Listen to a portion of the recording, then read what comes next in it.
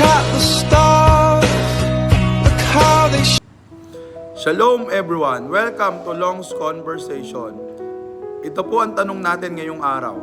Pastor, masama po bang mag-rely sa horoscopes minsan? Ang sagot, masama po kahit minsan lang.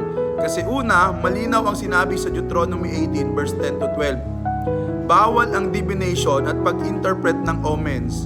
Pasok dyan ang horoscopes. Sa panahon ng Bible, seryoso ang Diyos sa ganitong practice kasi nilalayo nito ang puso ng tao sa Kanya. Ang issue hindi lang zodiac signs, kundi source of guidance. Kapag ang tanong mo sa umaga ay, ano kayang sinasabi ng bituin sa akin? Imbis na ano kayang sinasabi ni Lord sa buhay ko? May problema na agad sa alignment, hindi ng mga planets, kundi ng puso mo. Pangalawa, Proverbs 16 verse 9, the heart of man plans his way, but the Lord establishes his steps. Hindi kayang i-direct ng stars ang buhay mo.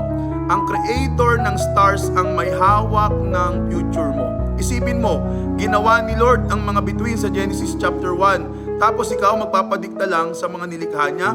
Parang nagpagawa ka ng sirang ilaw sa bahay nyo sa isang electrician, tapos after magawa yung ilaw, doon ka hihingi ng payo tungkol sa buhay mo.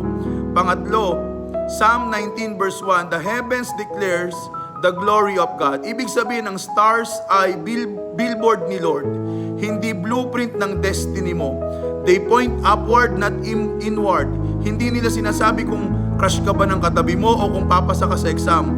Ang purpose nila ay ipakita kung gaano kadakila ang Diyos. At kung guidance ang hanap mo, malinaw sa Psalms 119 verse 105, your word is a lamp to my feet.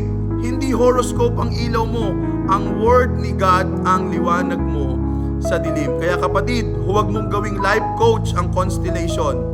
Hindi Aries, Virgo, o Scorpio ang magliligtas sa iyo. Si Lord Jesus ang may hawak ng bukas mo. Huwag mong gayahin yung mga pantas noong panahon ng Panginoong Hesus. Sa kanila ipinangako yung bituin na yon, hindi sa atin. So the real question is stars ba ang susundin mo o yung star maker, yung may hawak ng lahat ng bituin sa universe? God bless everyone! Nothing is impossible.